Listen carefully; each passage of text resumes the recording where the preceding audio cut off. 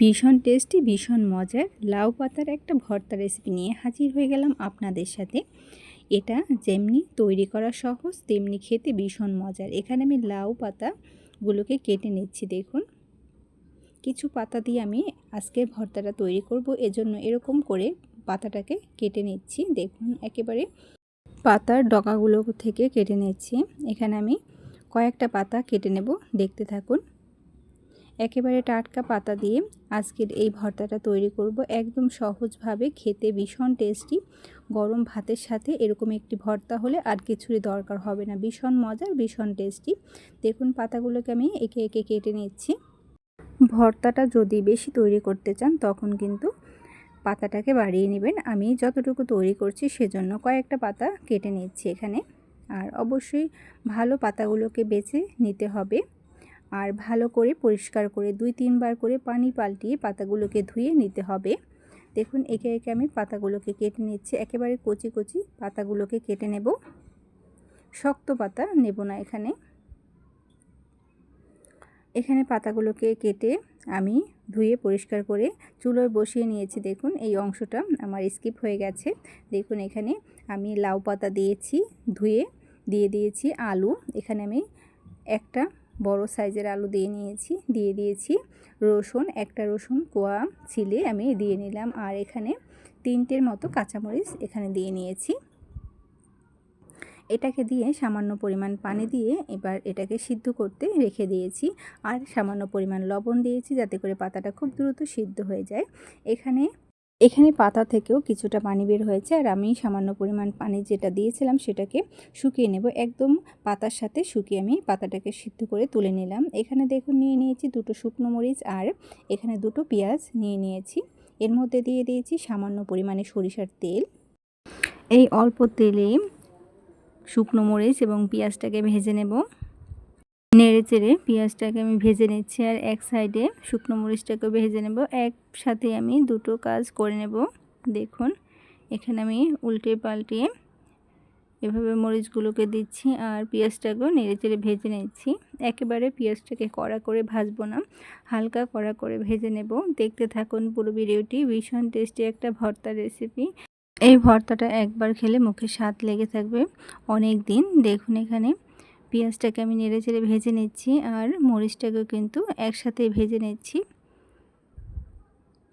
পেঁয়াজটাকে আমি এরকম কালার করে ভেজে নিয়েছি। এ পর্যায়ে আমি পেঁয়াজটাকে নেড়ে চেড়ে এখান থেকে তুলে নেব। এখানে কিন্তু বেশি একবারে কড়া করে ভাজবো না।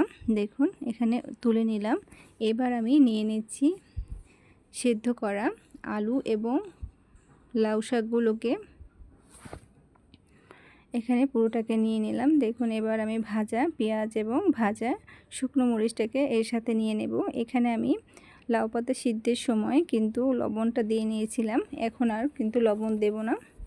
দেখতে থাকুন পুরো ভিডিওটি। শেষে এমন একটা জিনিস দেব যাতে করে ভর্তার স্বাদটা আরও বেড়ে যাবে। এটা চাইলে কিন্তু হাত দিয়েও মেখে নেওয়া যেত, তবে আমি শিলপাটায় একটু বেটে নিচ্ছি। এখানে কেউ চাইলে শিলপাটায় না বেটেও ভর্তাটা তৈরি করে নিতে পারেন। একদম নরম হয়ে গেছে আলুটাও এবং শাকটা, আর যেগুলো মশলা আছে সেগুলোও কিন্তু একদম নরম হয়ে গেছে। এখানে রসুন পেঁয়াজ ভেজে নিয়েছি, এটা তো হাত দিয়ে মেখে নেওয়া যায়, এটা কিন্তু চাইলে হাত দিয়েও মেখে নিতে পারেন। আর আমি এভাবে শিলপাটায় একটু বেটে নিচ্ছি যাতে করে কিছুটা একটু আস্ত আস্ত থাকবে, আর কিছুটা একেবারেই মসৃণ হয়ে যাবে। দেখতে থাকুন, ভীষণ মজার একটা ভর্তার রেসিপি। ভর্তা তো আমরা অনেকেই অনেকভাবে খেয়ে থাকি, এভাবে একবার তৈরি করে দেখবেন। লাউ পাতার ভর্তা অসাধারণ লাগবে। চাইলে কিন্তু এই ভর্তাটা গরম ভাতের সাথেও খেতে পারেন, আবার রুটি পরোটার সাথেও খেতে পারেন। খেতে কিন্তু ভীষণ টেস্টি, একদম সহজভাবে ভর্তাটা তৈরি করা, খেতে ভীষণ টেস্টি হয়। আবার এই ভর্তাটা কেউ চাইলে মিক্সার ব্লেন্ডার দিয়েও মিক্স করে নিতে পারেন, এতে করে একেবারে মসৃণ হয়ে যাবে, আস্তে আস্তে থাকে না। আর ভর্তা কিন্তু শিলপাটায় বেটে তৈরি করলেই বেশি স্বাদ হয়, খেতে ভালো লাগে, এজন্য আমি শিলপাটায় নিয়ে নিয়েছি।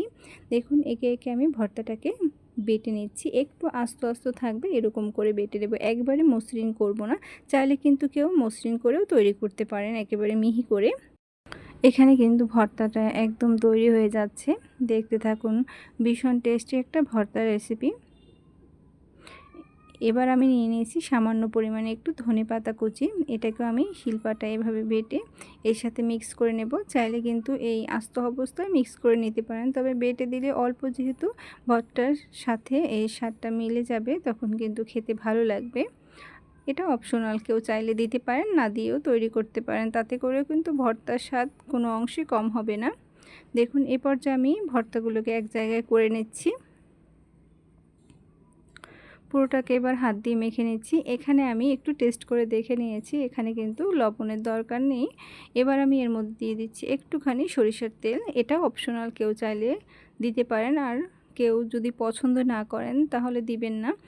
এই ভর্তাটা কিন্তু শুধু খেতেও অসাধারণ হবে, আর এরকম ভর্তার সাথে একটু সরিষার তেল দিলে কিন্তু খেতে আরও বেশি টেস্টি হয়। যারা সরিষার তেল পছন্দ করেন, এ পর্যায়ে আমি ভর্তাটাকে তুলে নিচ্ছি। এখানে কিন্তু ভর্তাটা একদম তৈরি হয়ে গেছে। একদম সহজভাবে কয়েকটা লাউ পাতা দিয়ে দারুণ একটা অসাধারণ ভর্তা তৈরি হয়ে গেল। এটা গরম ভাতের সাথে অসাধারণ লাগবে। আজকের মতো এ পর্যন্তই। সকলে ভালো থাকবেন।